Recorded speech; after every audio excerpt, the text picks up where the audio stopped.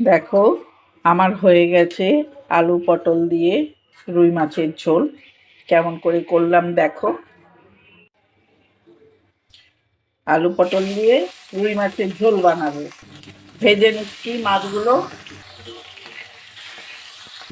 পেঁয়াজ আর টমেটো একসঙ্গে পেস্ট করে নেব। মাছগুলো সব ভাজা হয়ে গেছে। এবারে এখানে কালো জিরে ফোড়ন দিলে আলু পটল ভেজে নেব।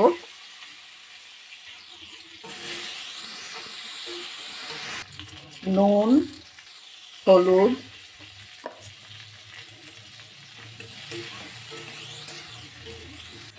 এবারে দেব পেঁয়াজ আর টমেটো বাটা,